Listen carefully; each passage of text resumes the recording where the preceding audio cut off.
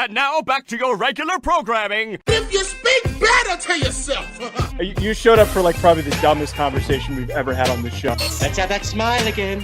Tell me how that happens. Physically should not happen. Relax. If you say Give me as well. 3 times a day, God will line it up. He's just an absolute hack, and he gets his ass kicked by the teammates every week. It's just terrible. Welcome back to Hack City. Joe DeLeone, Sean Anderson. Today we are going to be doing our next round of win total predictions. We've got the AFC West today. We're going to talk a little bit about Brett Yormark declaring that the Big 12 is the deepest conference. We also want to get to Hugh Freeze. Just wants to golf. Let the man live. If we've got time, we're also going to get to Joe Burrow and Zach Taylor's strange dynamic that was revealed in the Netflix quarterback show. Before we get there, Sean, can you share with our listeners a word from Bet Online? Bet Online, the world's most trusted betting platform, your number one source for all your sports betting action. Seeing a lot of Wimbledon bets going through. A lot of people Wimbledon. I think he said it right the first time. The second time was definitely. There's a lot of tennis going on right now, folks. Wimbledon. There's a lot of tennis going on, and there's a lot of people with crazy serves and backhands. And you want me to talk off the top of my head about tennis because we're about to go to the All-Star break in baseball? Sure. Take some home run derby odds is what I'll say. Pretty fun betting experience. It feels almost like betting on a fight, and people know I love betting on fights because I'm a caveman, and betting on a bunch of yoke dudes to swing a bat as hard as they can 50 times in 3 minutes. It's a thrill. So how about you get to Bet Online? Bet on that. Bet on the caveman swinging sticks. Let you know how you really feel about the sport. In between games, head over to the Bet Online Casino with all the top Vegas-style games, including poker and live casino. Bet Online, the game starts here. All right. Thank you, Sean. Oh, yeah. Is that make your day when I say thank you? It's nice to have a thank you every now and then. How about I say fuck you, Sean? You see, I don't think that the sponsors would really vibe with that very much. Oh, we moved past the read. We're past the read. So, I can curse no. There's a threshold. Because I can, if I had to send them a clip to prove that we did the read, they're not going to listen up until the point where I tell you to go fuck yourself. If I was an advertiser, you know what I would do if I was on the due diligence for beat for these podcast sponsors? Those people are the worst, by the way. I'm waiting an extra 15 seconds to see what's really going on.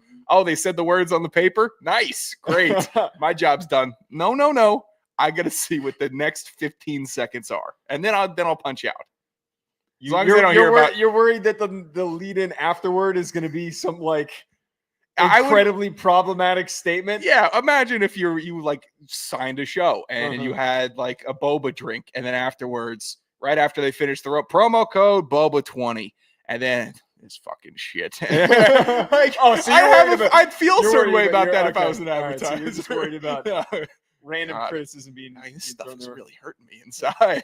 like you just don't want that stuff going out. Comments I shit my brains out this morning. or people that don't even know what's going on. If it was boba, you'd have some idiot call. What is this, tapioca? What is this? I don't know what this is. Oh, that happened a lot. Wait, hold on. That happened a lot at Believe.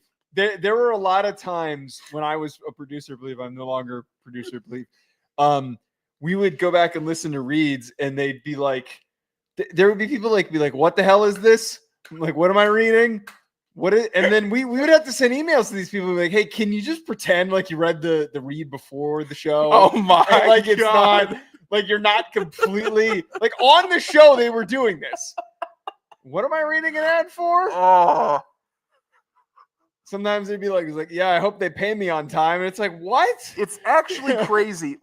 I feel like I listened and you listened to so much sports talk radio growing up. Yeah. That you kind of knew how to do reads before we started even started a podcast. It's like driving video games before you know how to drive. You get in. Sure. It's not the same, but you kind of get it. Okay. So I see people just butcher and stumble through reads and do them way worse than me, which is hard to do. 3 years. Yeah, it's hard to do a worse read than I do, but I see it often and I can't believe it. It's not that hard, people. All right, we have actual football to talk about. The AFC West. Could we have a shakeup? Could somebody else other than the Chiefs win this division? It will be determined as we work through win totals again for this division. Chiefs 11.5 is their 2025 win total. I feel like we always just have to say yes. We have to say over, because do we really want to be those two dickheads that are saying under on the Kansas City Chiefs, still with Patrick Mahomes, still with Andy Reid? Maybe the first year when Andy Reid retires and Travis Kelce's gone, maybe that's this season. Maybe that at that time we can go, all right, we're gonna be a little risky here. We're gonna go under.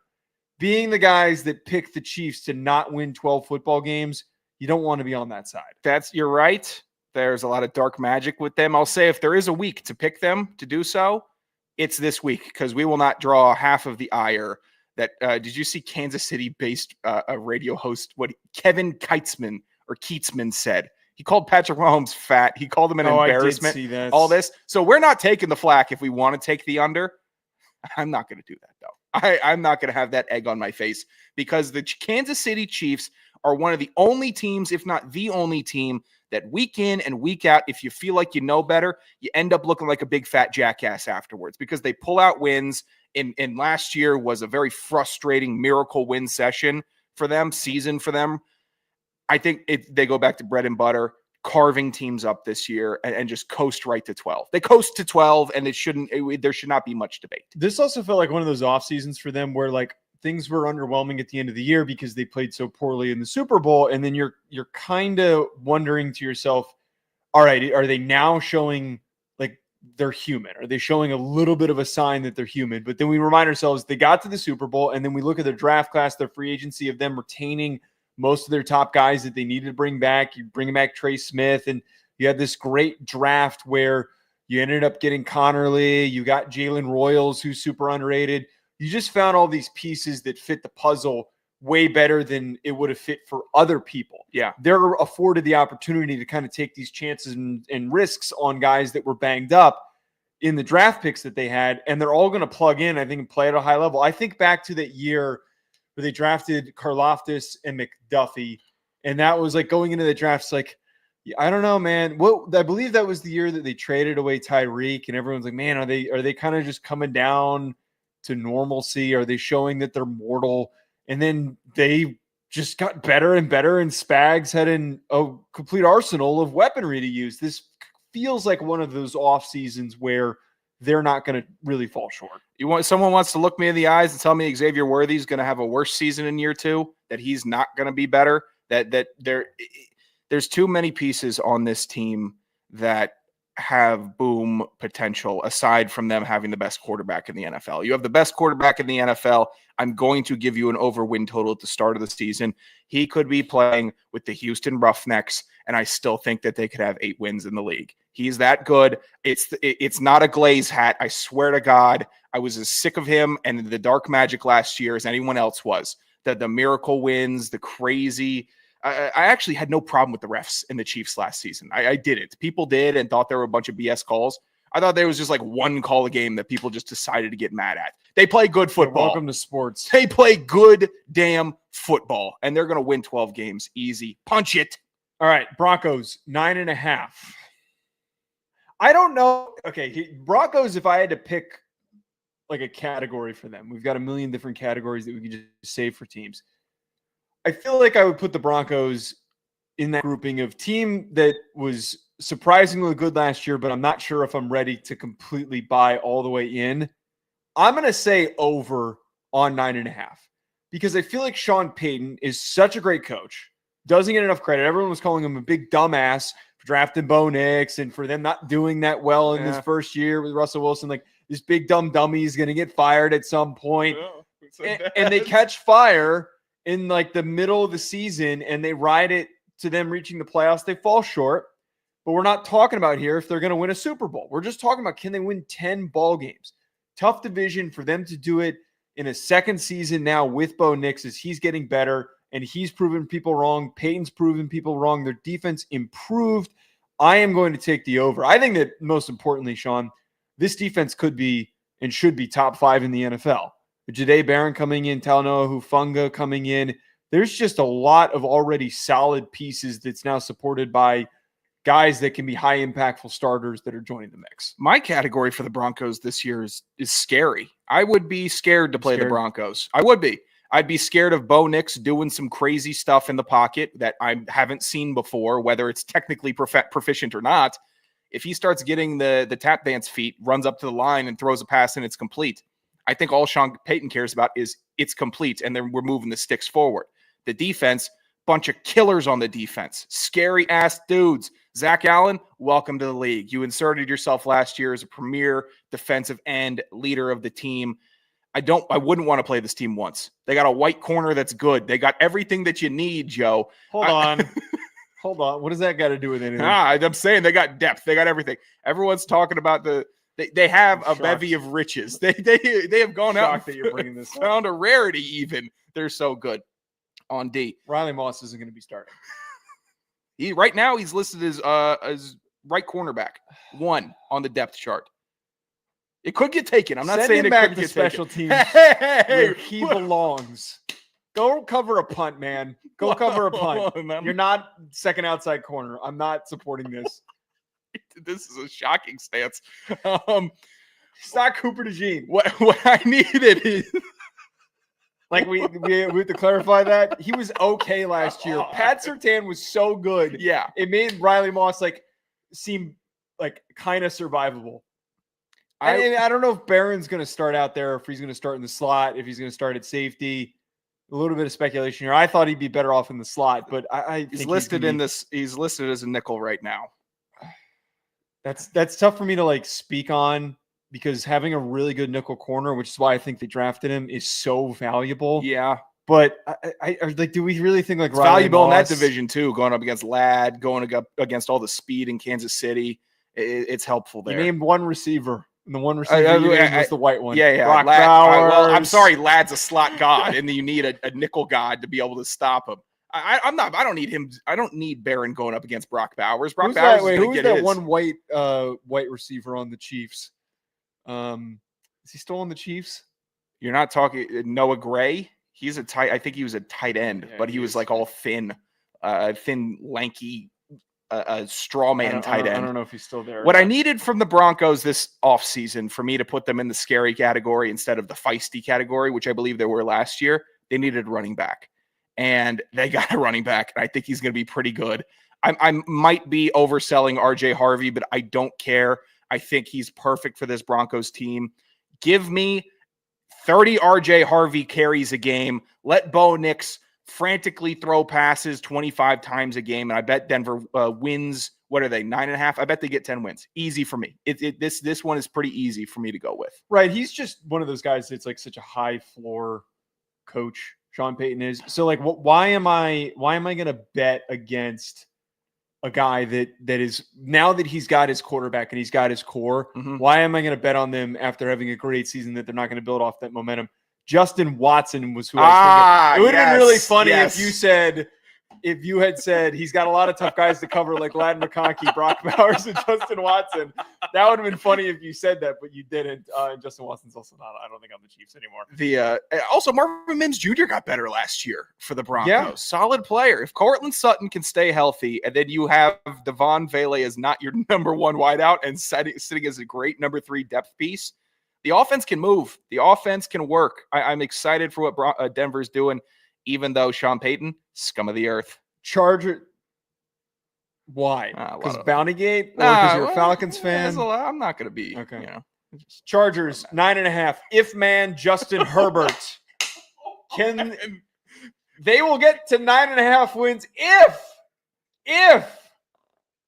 for a lot of reasons. I can't even pinpoint one. I think that if their O-line and their run game ends up living up to the hopeful outcome of this insane double-headed power monster of Najee Harris and Omarion Hampton, if they're able to run the ball like Harbaugh wants to run the ball, there's a lot less on Herbert's shoulders. So if they can run the ball really well, Justin Herbert will play better, unlike he did in the playoffs against the Texans where he crapped his pants and he played awful. If he's fully healthy as well, I know injuries were kind of a problem for them. I think that they can get to 10 wins. I saw Baldinger do a dive into that Chargers-Texans game this week, and they got bullied in the trenches. The Chargers, their offensive line needs to be better. If they keep if man upright, the Chargers could be fun. And you're looking at two guys, I believe, I can speak for Joe here, that want the Chargers to be good, that want them to really challenge and push the Chiefs. It could be an exciting team. He's not could man, though. He's if man. And if he can deliver some good strikes, if Quentin Johnston can take a next step, the whole team is full of ifs. But they're exciting. They're still young. They still have another season of Khalil Mack. They have dudes. Young and then following that up with Khalil Mack. Yeah. Well, most of them are young. Khalil Mack, not young, but still productive. I'm just want them to be good. I think they hit the over. I'm hoping if man takes a real legit step, and it doesn't need to be miracle hour from him every second half, where it's, I've never seen a quarterback make that throw before, and Justin Herbert's doing it. Why does he ever need to have miracle throws? It should just be drop back, pat, analyze, pass, move the ball down the field with him. If they figure that out, they figure out a composed offensive structure and plan to move down the field, nobody can stop them. But they haven't figured it out yet. The only thing that legitimately kind of worries me, I just don't know if this team has, I was going to say much of, I think the better way to put it is I don't think this team has any pass rush. They brought in Deshaun Hand. It's fine. You said Khalil Mack, who's old as shit. Bud Dupree is old as shit. I don't know where they're going to get much sack production or just even any pressure from their interior as well. Their defensive tackle room is like very underwhelming. And I know that was a little bit of an inconsistency for them last year as well. If the wheels fall off this and they hit the under and they kind of have like a come to back to reality moment where they're like an 8-win team, that's what they're always going to be, high floor under Harbaugh. Yeah. Because Harbaugh is just a ball coach and they're going to run the ball and everything's going to be super low scoring at the very least if they play poorly. But if they're getting, worn down on defense, that would be the main reason, is that they just don't have the bodies on their D line to get after people. God, you're so right. Looking at it, it's sparse. Deshaun Hand, love him. Woodbridge forever. VA kid forever. Oh, is he really? Not a starter defensive end in the league. In a 3-4 defense, he's strong enough and he's fine working on guards all the time. So I think he could handle strength-wise the tackles. I just don't, that he's not a one on the outside. And again, all love for Deshaun Hand, hometown hero. Well, if they can sustain drives, Joe, if the Chargers can be 7-minute consistent drive, grind your ass down. This offensive line is good. It should be better. Slater is a dog. Zion Johnson needs to be better. He's at center this year. They bring in the big ticket Mekhi Becton, right guard. Go ahead. Stay healthy for a year. Put him next to Joe Alt. Who could stop running behind that right side of the line? Who could even? I have faith in the O-line. I have a lot of faith in the O-line. It's just where like the concerns come into play here is I don't know what the hell is going to happen on defense. I really think that they're going to run the ball as effectively as they plan to. I hope they do. They did a really good job of preparing for that with all that meat. Hey, why don't you simmer down? Raiders 7.5. Ashton Jeanty comes in. Pete Carroll comes in. Tom Brady is scowling, staring down with his very chiseled chin. Do you think that's enough? Tom Brady's good looks are enough for them to win 8 ball games? This feels disturbingly high. Like if the Raiders had, glad you said it, like 5.5, 6.5, which is what this win total should be, I'd say over. This could be the best division in the NFL. 8 ball games? You're telling me that this team's going to go 8-9 this year? I think that Geno will be fine as a starter. Brock Bowers is going to be phenomenal once again. I don't really know how I feel about their offensive line because I think outside of Colt Miller and Jackson Powers-Johnson, it leaves a lot to be desired. And their defensive line's good. There's just a lot of holes in most of their other position groups. Jeanty could pop off for 1,500 rushing yards, and this team still only wins 7 games. I have a feeling, Sean, that this is going to be like a Saquon Barkley first year in the league type of a situation where it's like, whoa, this is brilliant. Yeah. Look how amazing this kid is. And they're still losing by like 3 touchdowns. Very, very possible. This defensive backfield is under, by the way, under on the win totals for me. Thank you for clarifying. This is, they're going to get thrown all over. And they've got a beast defensive end in Max Crosby. Christian Wilkins is a beast. But we have to be real. We have to be real about the Raiders. They were awful last year. They're not going to be good this year. Better from awful puts you at bad. And if you're at bad, that's better than awful. So this Geno Smith upgrade is an upgrade. They made better moves. Adding Jermaine Pratt makes me excited in a way that it's like finally you have an adult in the linebacking room. But they're not going to be a good team. They are going to be fiery, competitive, but that doesn't always equate to wins when you have lacking talent at receiver. You have a defense that has holes all about. It is an under for this Raiders team. While they're going to be better, they will still stink and draft top 10 next year, I believe. I'm almost certain of it. Someone's got to be bad, Joe. Right. Someone's got to be bad. We can't sit here and believe that all these teams are going to hit the over. It's just not, again, if the Raiders number was in the basement and was one of the lowest projected, if I get hit with a 6.5 for them, I'd think about. I probably would hit a 6.5. I'd consider it. I'd consider that over. And oh my, I can already hear them. Oh, but the Raiders beat the Chiefs every other year. You know they're good. No, you're wrong. I think that with this Raiders team it's going to be more so signs of improvement, but reality set in that you can't duct tape your way towards a playoff team. This is one of the weaker rosters in the NFL at the current moment. Maybe they go on some sort of Chargers-like unexpected run. No one thought the Chargers were going to be worth a shit last year, and they were suddenly competitive. Maybe that's possible just because Pete Carroll's that good of a coach. But I wouldn't put my money towards that. I'm not seeing in my head. I'm not picturing Geno Smith lighting up the scoreboard. I'm picturing Ashton Jeanty, 22 carries, 121 yards, 2 touchdowns. Raiders lose 21-13, or they lose 30-13, and you get the points. But it's still a transition year. We have to remember this. Geno is not the future. They drafted the future, a main future piece in this team in Ashton Jeanty. It's not Geno. They're still looking for a QB, and they will continue to look for a QB for the next years until they find one. They'll be in that lottery, first round, drafting them forever. All right, let's move on to talking a little college football. Big 12 media days are going on right now. Brett Yormark, the commissioner. Brett Yormark. I always say freaking Brent Yormark. Yormark had a big statement, very declarative, clear statement that he believes that his conference is the deepest in college football. This was his full statement that he had. Once again, I believe the Big 12 will be the deepest football conference in America. No league offers the competitive balance that we do. Last season, the Big 12 led the nation in fourth quarter lead changes and go-ahead scores in the final minute of conference games. And this year, our star power, especially at quarterback, will be on full display. The Big 12 returns 9 starting quarterbacks who threw for over 2,400 yards last year. The rest of the Power 4 combined have just 11.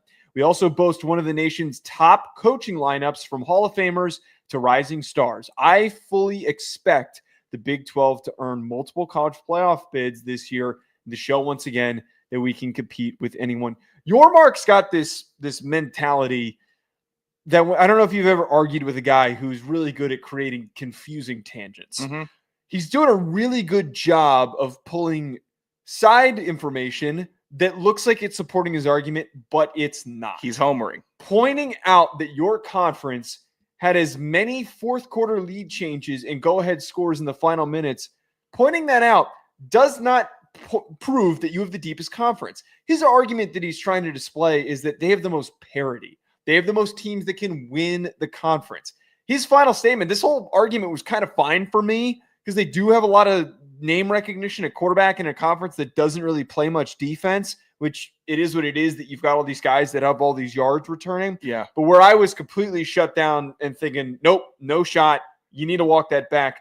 Declaring that your conference will put out multiple college football playoff bids, that's where I'm completely lost. Mm-hmm. Your conference could have one great team. That's the power of parity, where you get to fight one another off every single week, and the greatest team amongst that parity goes on to compete for a national title. It does not mean that you have multiple teams that are good enough to make the playoff. It just doesn't. They're not as deep as the Big Ten. They're not as deep as the SEC. They're probably on par with the ACC, but I can't get behind this. I wouldn't get behind this. And he's making a Big 12 statement, but he's put into the microscope on football, which is not the strongest sport in the Big 12 even. It's still the basketball. So, golly, man, you might have one of the most well-rounded conferences. You could say that, and then nobody would have an issue with it. Say, man, our football is getting better. Basketball is great. Baseball's on the rise. Olympic sports, blah, blah, blah. But when you start getting in football and start getting in the weeds and try to throw these numbers out, throwing numbers out does dick for me if you're a commissioner. Who are you balloting? You're balloting already? You're balloting already in July for the CFP with numbers from last year. Give me a break. You're not the deepest. You don't have the respect. I hope you earn the respect. I like Big 12 football. I think a lot of people do. I like it. And the fourth quarter lead changes.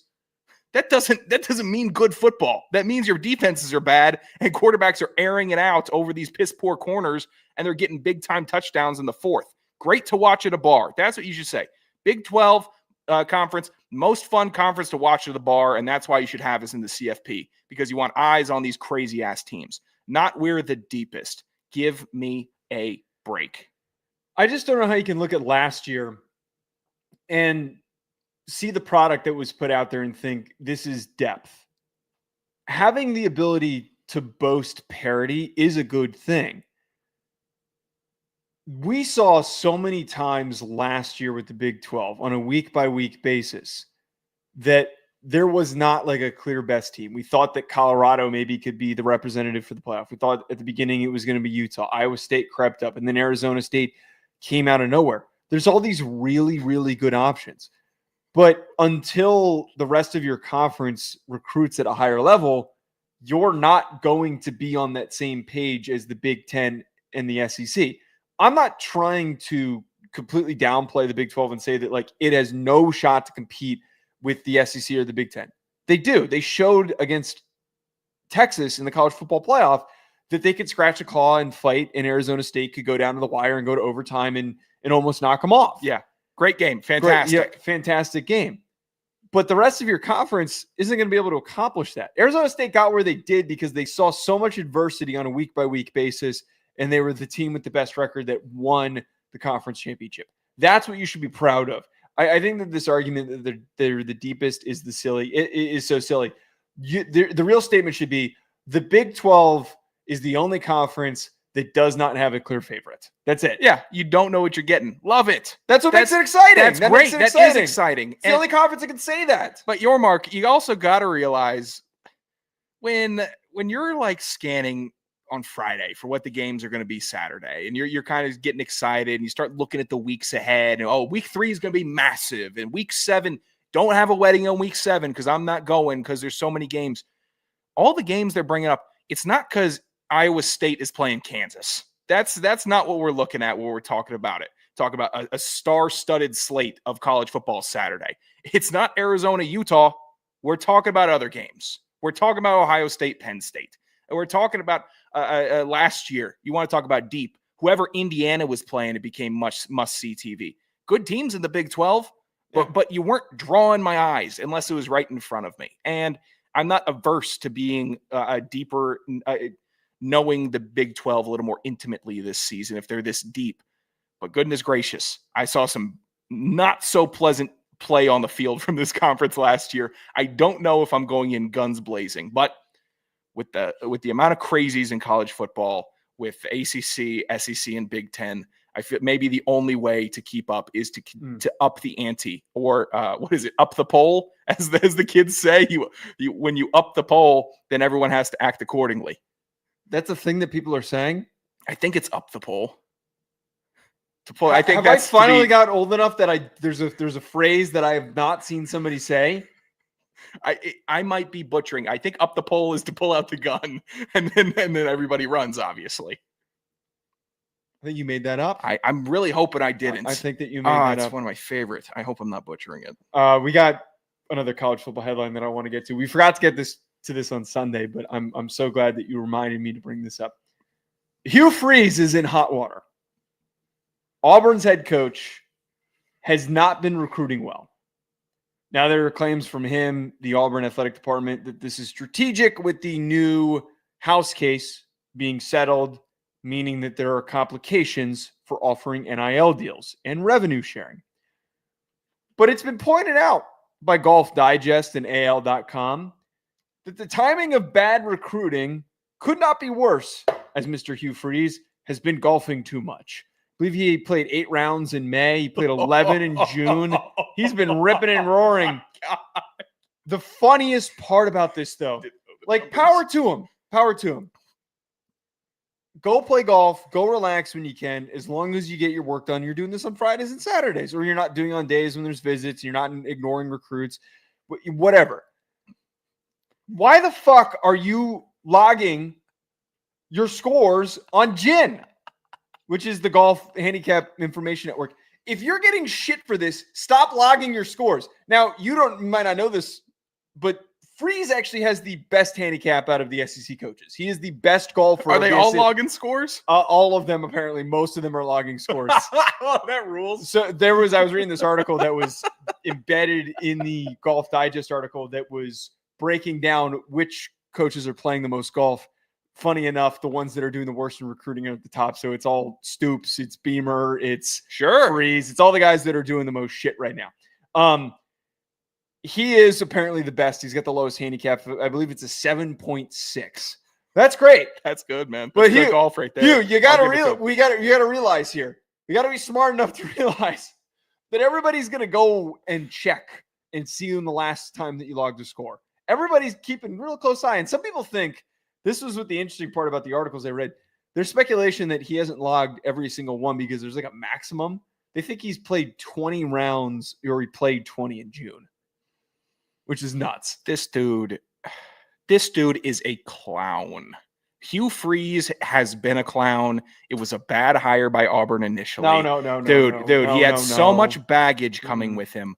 And you know what? Say what you want about Harsin, but he was just battling with the circus at Auburn. And I know people say it's a circus and that they're insane on that campus. Why would you bring in another clown into the circus in Hugh Freeze doing this? 80th, I think they're floating around 80 in the recruiting. 86th, That's believe, is where they are. Bad. They're hovering around Sac State. They're hovering around teams that Auburn should not even be hovering with. And as former college football players, we were asked to do things and not do things. Don't play pickup basketball all the time because you'll hurt yourself before the game. Don't get on a UTV and break your arm. Don't go bombing down a mountain skiing. You could be out for the season. You know, all these things that football players have to avoid to make sure they're good to go, so that when the coaches and all the recruits and everyone's ready and locked in, they can go perform. What is this? What do you go? You're in the meetings and you come back for camp and you're looking at Hugh Freeze and he's on the sideline just miming putts. Give me a break. So this is where I'm actually in complete disagreement. So I was willing to kind of set the stage of how stupid this is, but I'm on Hugh's side. You're crazy. So this made me think of how when Tony Romo was getting accused of not putting in enough preparation during broadcasts after he got his big contract, because he was golfing too much, that he wanted to play on the Pro-Am and all this stuff. Like he was not taking it seriously. Meanwhile, nobody was smart enough to realize, hey, this is the guy that you brought in the first place. You brought in Tony Romo, who was already a little bit of a doof, and you're expecting him to be this prime professional in the booth after you gave him a gigantic contract. It's silly to overreact at the time. We need to stop criminalizing people that enjoy playing golf. That's what I think this is. There is such a negative stigma on if somebody spends their free time golfing. If it is in such the small window of free time that they have, why is it such a bad thing? Why, if they're working the rest of the time, we don't know what Hugh's doing. Hugh had pointed out, and I brought this up on Rufino and Joe when we talked about it. He and the athletic director pointed out that they don't want to put out offers until August 1st, until there's more clarity on the NIL clearinghouse that Deloitte is running. So I'm giving him the benefit of the doubt. Just because he wants to go play some golf, let him be free. Let him be free. This is the last guy I'm letting be free as a coach. This is the last guy that I'm cutting slack or letting him just go do whatever he wants. No, you need to be on my hip. They didn't go to the CFP last year. They didn't have a good year. They were still bad. I would love to compare. I would love to know in the time that he's been at Auburn every offseason how many rounds of golf he's played. Because if he's playing more, that to me is a sign that this is going to be their best year. This guy. Because I would argue he wasn't playing enough golf. Oh, you think that he didn't have enough, mental clearing activity to go back and be fresh for football? Yeah. No. And the golf bug is real. I'm not going to deny the golf bug is real. You have it. You have swung a golf club all the time. Don't bring me you have the golf. Don't bring me. You said to stop criminalizing golfers. This is the only people that say things like that have the golf bug. This is about Hugh Freeze. Freeze can have the golf. He can have the bug. I think this is a little more than the bug, because if you got a 78. You're shooting a 78 and you've got a 7.6 handicap. He's at it goes past the bug. He's been playing so consistently for the past probably 20 years. Honestly, if he loves golf that much, go for the Corn Ferry. You'll get a great big buyout. You'll have plenty. You're not going to be a big dumpy ass. Is it making the Corn Ferry? Oh, he's pretty good at golf. He's going to get a nice buyout. Is there no age requirement? Play on the old. Go and join the seniors tour. I'd watch Hugh Freeze golf on TV. Swear to God, I would. If Hugh Freeze was golfing with the seniors on one of their tours, I'd tune in and say, that guy used to coach football. Now he's doing what he really wants to do. I would argue that this is better than him, paying for strippers and stuff like he got in trouble for it at Ole Miss. You can't bring strippers out on a golf course. He's out in the open. You're comparing. He's not going to get in trouble on the golf course. Bank robbery versus littering. Although I guess they're both under the umbrella of crime. At least this one. We don't know what he's saying to the cart girls, though. We don't know if he's being weird or not. That would end this real quick. If one cart girl was like, yeah, he was being a little uncomfortable. One cart girl that's doing a TikTok of watch me make these drinks for the golfers, because cart girls have TikToks now where they're mixing it up. You got Hugh Freeze in the back being gross and old, and then here we go. Where was come with your number? Where did?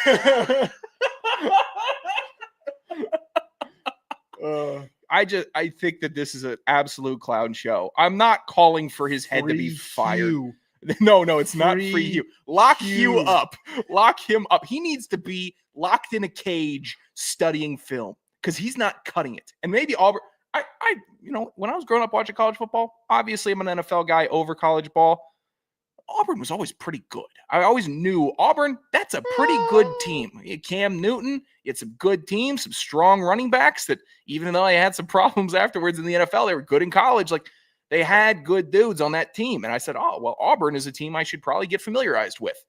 Now, why is anybody, for the life of them, if you didn't go to Auburn or you're not an SEC mark, why are you tuning in to watch an Auburn game? What is there for you there? Because their coach is a sick-ass golfer. That's why I'm tapped in. I'm more proud of Lane Kiffin. We didn't talk about Lane Kiffin, right? No, I had one stray thought. Oh, please. How do you think week one or the first big matchup, we're going to get an on-screen ESPN graphic of the amount of rounds, like something golf related? To God, you know what? They can be real cruel to coaches. I hope they are to him. They should do that. Lane Kiffin pulled out a record fish this summer. He pulled out a trumpet fish, 5 feet. You know what they were expected? No one's giving him shit.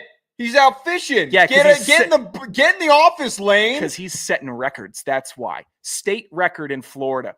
He's only doing that because he can't. He's not smooth as shit at golfing like Hugh is. Oh, I bet Lane can swing the stick. I bet he can. I need Lane to take a picture with this fish like Jim McElwain did. The picture I'm talking about? I am familiar of the picture. He caught a 5-foot trumpet fish. They grew up to 36 inches, basically. I was on the Florida Waters database. It wasn't that big, but it was. Why is this so significant? Because it was a record. When does a college coach ever set a fishing record? And he did it. It was insane. When was this? Like a week ago. Oh, look up Lane Kiffin trumpet fish. It'll knock your dick off. It will knock your balls off how big this fish is. This goofy ass fish. It's a goofy one. It's not like he's holding a big grouper or a big sunfish or a big striped bass. But he pulled this thing out from a reef, and it was impressive. is it a squid? No, it's not a squid. It looks like a squid. It kind of does look like a squid, a very long squid, tubular squid. This looks really stupid and easy to catch. It does it. Here's how he caught it, Joe. It definitely didn't suck it up, even though the what I learned from the trumpet fish, it it's like a vacuum feeder. It just all goes through the lips. He definitely snagged it on the lip, just pulling the bait up. I don't know. He looks monster. awfully distracted. He looks awfully distracted right now. Well, you know what? If I had seen I don't Lane see Kiffin pulling up 8 different world records for fish, I'd say you get in the office. This is a one-time instance where you get a little personality from the coach. I would take a Hugh Freeze smiling on the golf course picture, say, "Oh, got out to the course today, happy." Not 20 rounds in June. That can't happen. Kiffin also was very slyly chimed in. He quote on the Hugh Freeze thing. He quote tweeted a picture of Hugh from May, where they won the first annual Ryder Cup between 2 country clubs. That was interesting. Oh, there's another big fish that he caught. Oh yeah. I don't know. What kind of fish is this? Swear to God, best life on earth is an SEC ball coach. What kind of fish is If that? you could, that's a big ass tuna, man. That is. Let me see that. Turn that around one more time for me. Oh, Okay, I was trying to crop his daughter out so we're not being weird. that tuna's nice. I'm not even seeing. There's a person in that photo. His daughter. Oh, didn't even register. I'm I looking think at the that's fish. his daughter. All right, That's all a good tuna, man. Do we have any voicemails or should we talk Burrow? No voicemails. We can Any get to Burrow. any hackback questions? Yeah, we got a little wine question for the hackback. Oh, okay. So we'll get to that at the end. Let's talk about Joe Burrow though. Sean, should we be worried about the dynamic between Zach Taylor and Joe Burrow? Because today it was revealed on the Quarterback Show on Netflix, a clip from during the season after they beat the Titans but played a very sloppy football game. Joe Burrow, who is typically very cool, calm, and collected, was very upset with their sloppy play. Zach Taylor tries to come over, tries to, just be like, "Hey, man, we won. Like, it's okay to relish in the fact that we won." And he talked over Taylor and said that was embarrassing, saying that their performance was completely embarrassing. Weird relationship. Taylor cut to an interview question of him, like, sometimes you come into these emotional situations and you got to know that you're walking into an emotional situation. I feel like that this is getting overblown because I feel like Taylor saying that after the fact kind of shows that he stepped into these conversations before. We all have situations where friends and people we know, colleagues, getting emotional. Mhm. We know how to cut in. That's how I'm reading into this. I don't think that this is some lack of respect issue that people are making it out to be. I don't think it is either. I think it's watching a head coach deal with a player in a bit of a tantruming state. Not a full-on tantrum from Burrow. I'll give him that. He was pissed, though. A pissed Joe Burrow that we rarely see.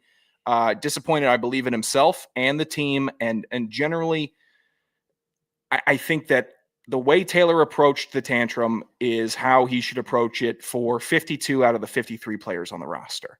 That's great. It was professional. Keeping guys positive, keeping them up. This is the quarterback, though. This is the starting quarterback that has the full pulse of the offense. He knows as good as the head coach, if not better, how this team is playing, how they're meshing, how it should be running, how the offense should be moving. And Zach Taylor was a little dismissive and a little laissez-faire about it when the quarterback is trying to be a leader and say, we need to, when he's saying we were embarrassing, that he's telling Zach Taylor, you need to fix this ship.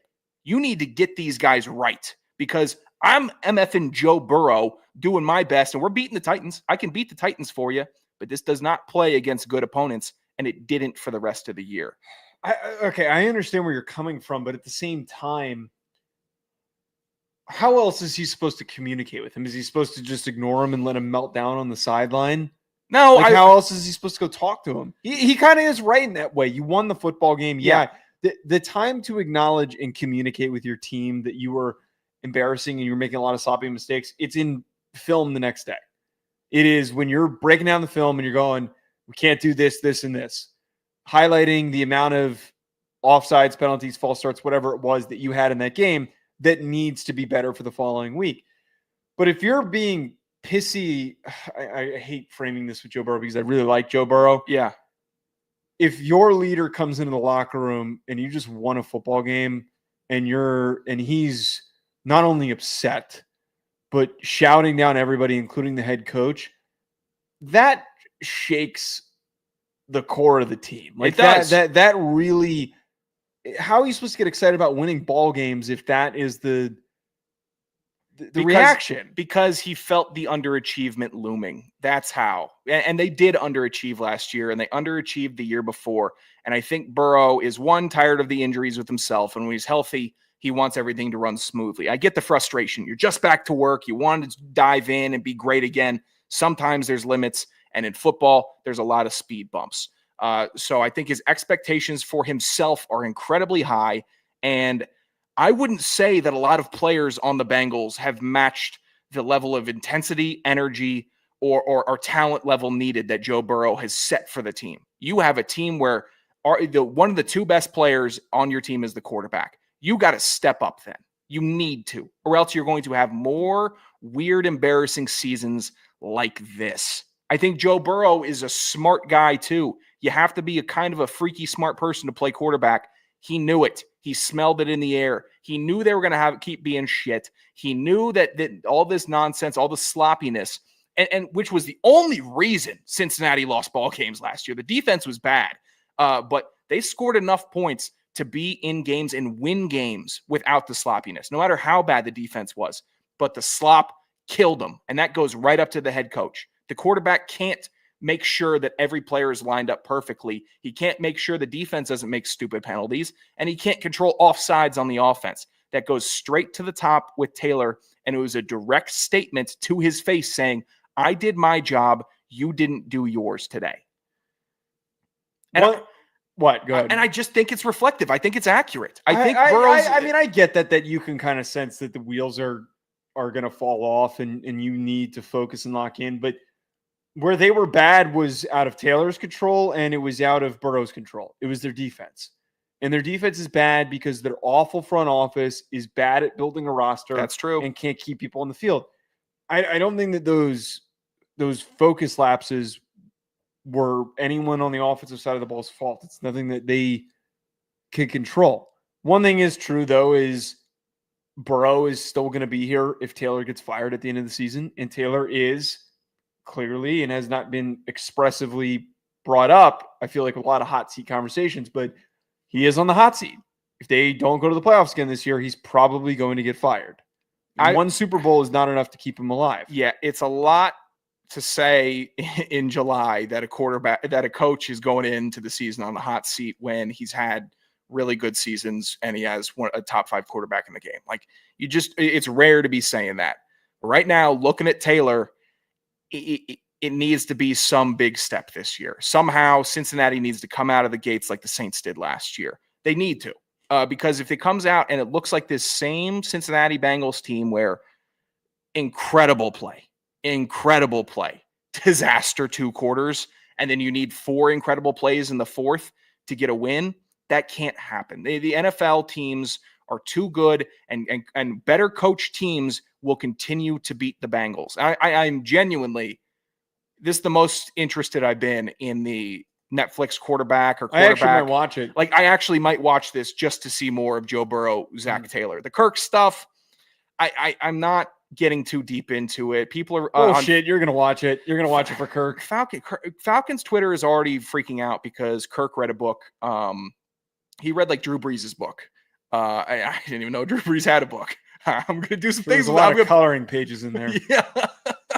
I'm not going to be mean to Drew Brees right now because NFL player learning from a great NFL player, it makes sense to me.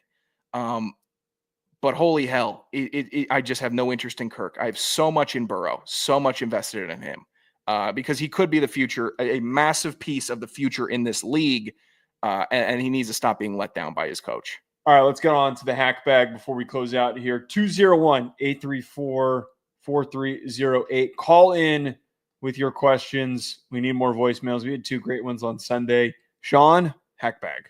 The mail never stops. This is the Hack Bag. Hit us on Twitter for questions or call at 201-834-4308. What do we got? Nice little question from Chester. Not gonna read the tweet he was quoting because it was foul, but Awful bit, by the way. I like Chester gets to good questions, but he has to be foul in some way. Chester asks the show, were you guys ever boxed wine fans? Oh, okay. Now I see what it was. No, I'm not I'm too much of a snobby Italian asshole to ever drink boxed wine. I mean, that's kind of like a chick college thing to do, right? Like if you're a girl, you're like, oh, let's get a big box of wine for the party. If you're a New York hipster, you bring a box of wine to Central Park and you fake read for the afternoon. Like, is that box of wine for one person? Kind of a group. Kind of a group hipster thing. I don't know. There was something that people you gotta get to the park, man. I'm not. You go to the park a lot? No, I'm not going to the park a lot. No, I don't like boxed wine. Do you like boxed wine? Boxed wine.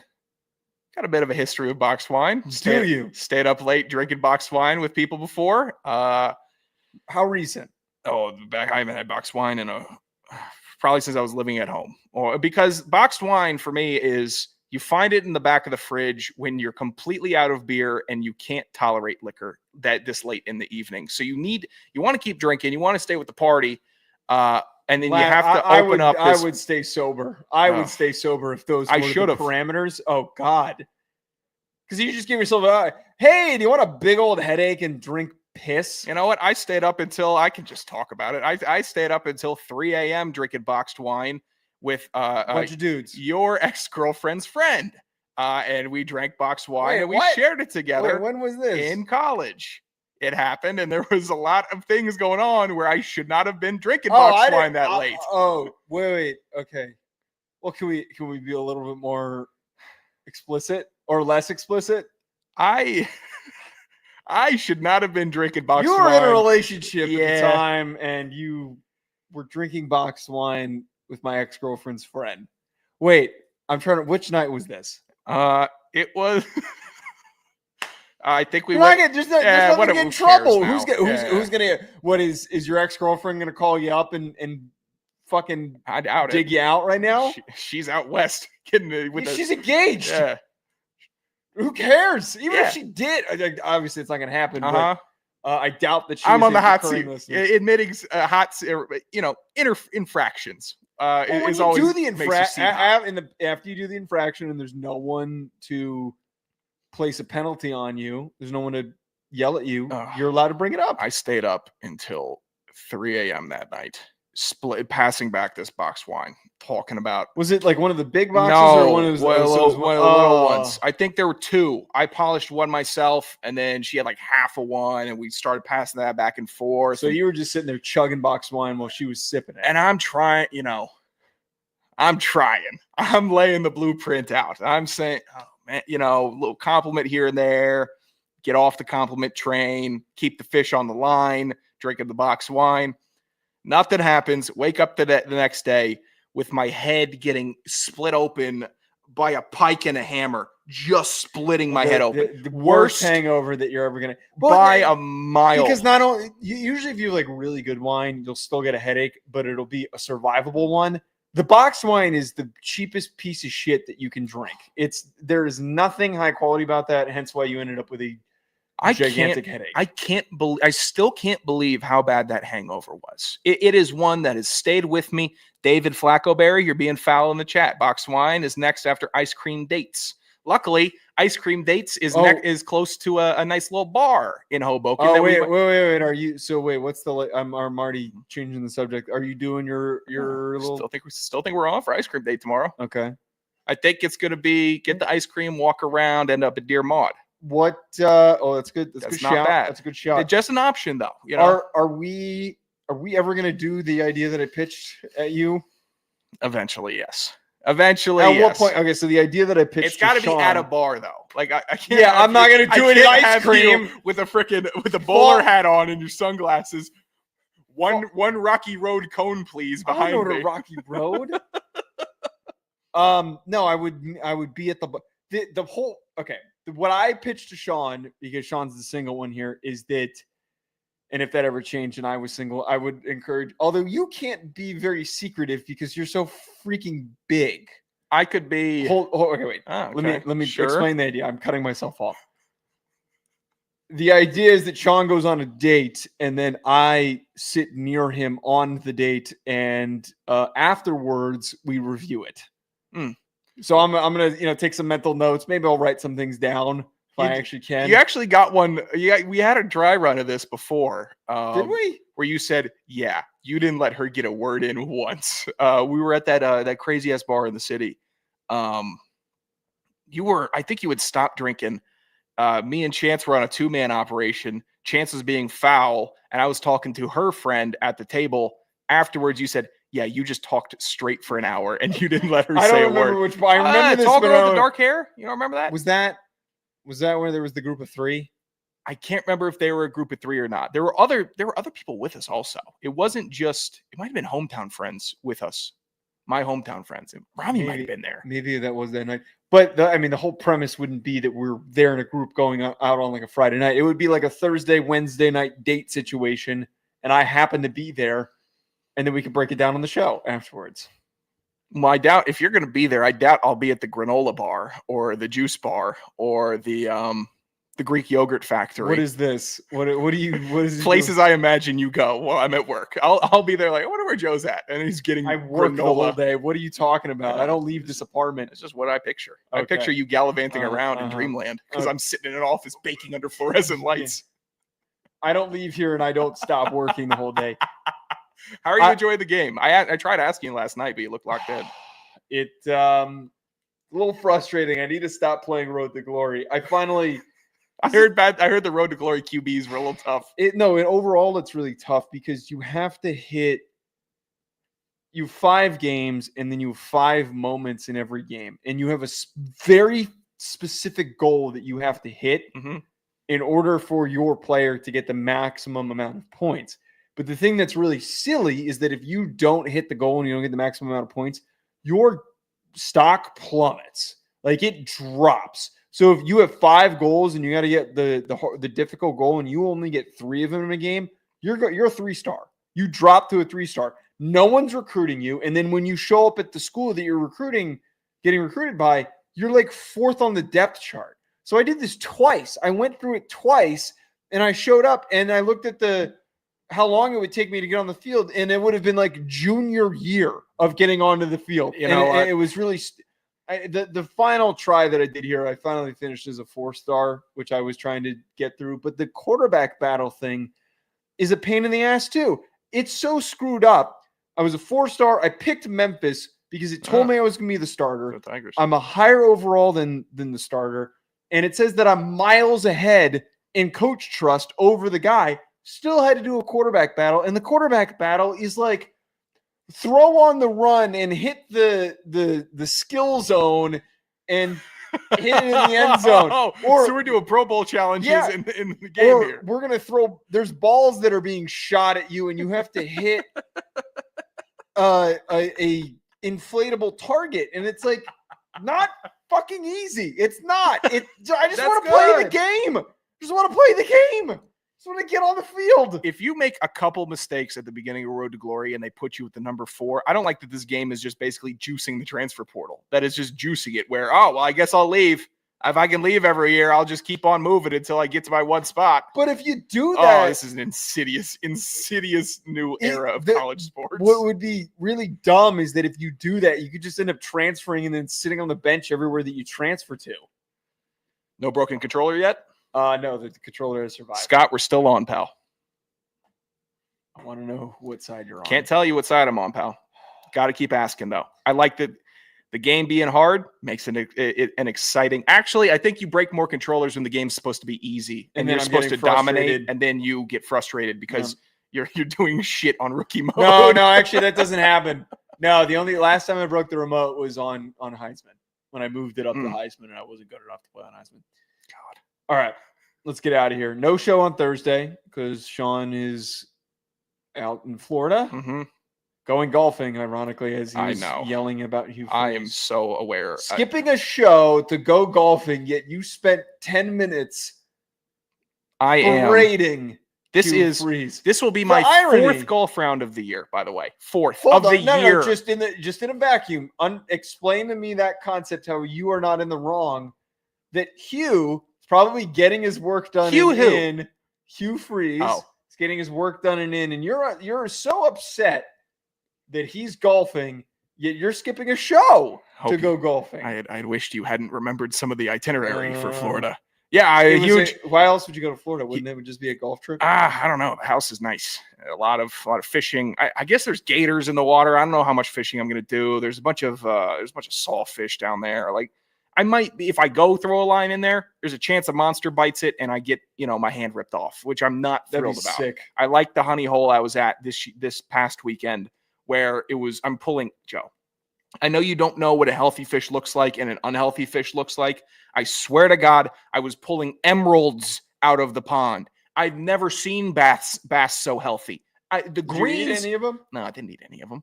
Or can you not eat them? You can eat them. Why didn't you? It's a lot of work to eat them. It's a lot of work. There's not enough. There's banging against the rock. Not enough meat on the bone. You know what? You're a natural born fisherman. That's how a lot of people kill fish.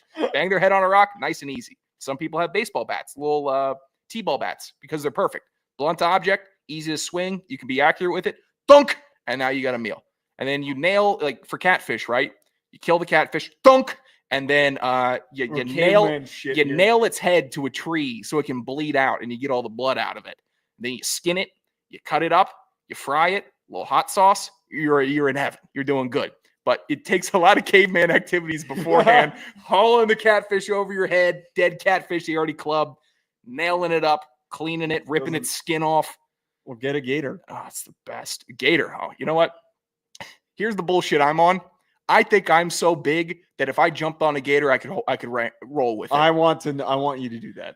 They're so strong. They're all muscle. They're reptiles. They'd kill me.